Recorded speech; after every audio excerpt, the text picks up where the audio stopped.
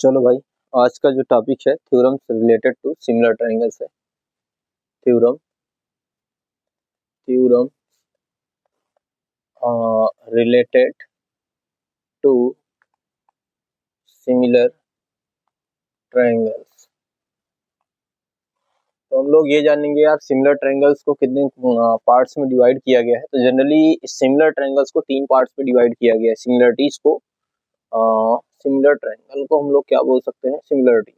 तो सिमिलरिटी को generally 3 case में डिवाइड किया गया है। तीनों केसेस क्या है, तीनों केसेस के बारे में अच्छे से जानेंगे। पहली केस ये है angle angle angle angle angle angle. इसका मतलब ये है, अगर हमारे पास two triangles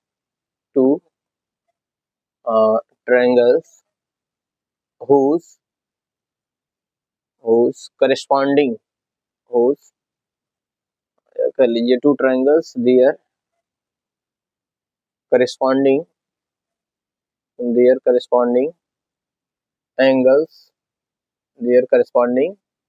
angles are equal, then triangles are similar। ठीक, एक एग्जांपल यहाँ पर इसका देखते हैं फिगर के थ्रू। जैसे सपोज करो यहाँ पर एक ट्रायंगल हमने लिया PQR। क्या लिया? PQR। और दूसरा ट्रायंगल हम यहाँ पर राइट करते हैं ABC। कौन सा ट्रायंगल? ABC। तो यहाँ पर यार हमारे पास दो ट्रायंगल्स है। इसमें ये कहा गया कि ये दोनों ट्रायंगल्स तब सिमिलर होंगे, तभी सिमिलर हो सकते हैं जब इनके करस्पॉन्डिंग एंगल्स इक्वल हो। जैसे ये वर्टिकल एंगल इस वर्टिकल एंगल के बराबर हो, यानी angle P equal to angle A हो। एक कंडीशन तो ये है कि एंगल P जो है एंगल A के बराबर हो। दूसरी केस ये कि एंगल Q जो है एंगल B के बराबर हो, ये इसके करस्पॉन्ड में है। तो angle Q equal to angle B हो गया and angle R equal to angle C हो जाए। Angle R equal to angle C। वैसे भी आप जान लो, किसी भी ट्रायंगल्स के अगर दो करस्पॉन्डिंग एंगल्स इक्वल हो जाते हैं, तीसरे को ऑलरेडी इक्वल होना ही पड़ेगा, क्योंकि दो तीनों एंगल का सम 180 होगा। तो जब दो इक्वल हो जाएंगे तीसरे को होना ही पड़ेगा। ठीक है, ये ऑलरेडी हो जाएगा। तब आप ये कह सकते हो यार, देन ट्रायंगल PQR, ये सिमिलर का साइन होता है। ट्रायंगल ABC के क्या हो जाएगा? सिमिलर हो जाएगा। दूसरी जो सिमिलरिटी है वो है साइड साइड साइड की। इस केस में क्या कहा गया? साइड साइड साइड वाले में सपोज टू ट्रायंगल्स, हमारे पास दो ट्रायंगल्स हैं। कितने? दो triangles. There corresponding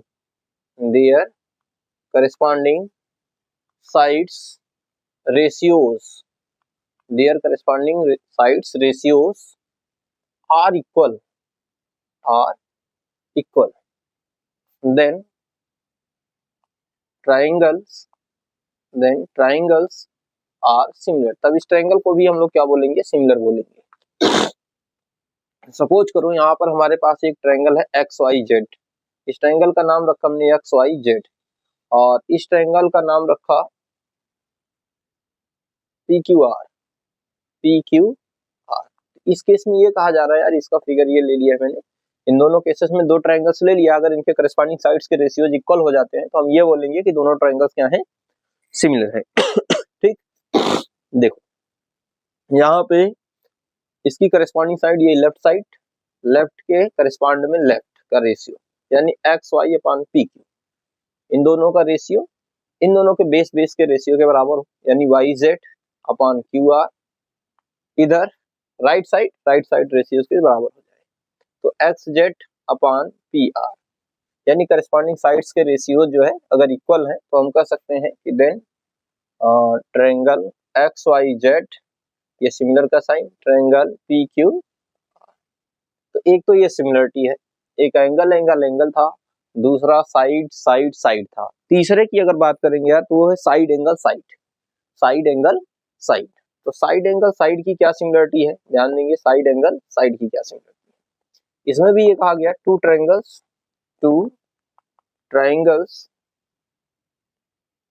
there two corresponding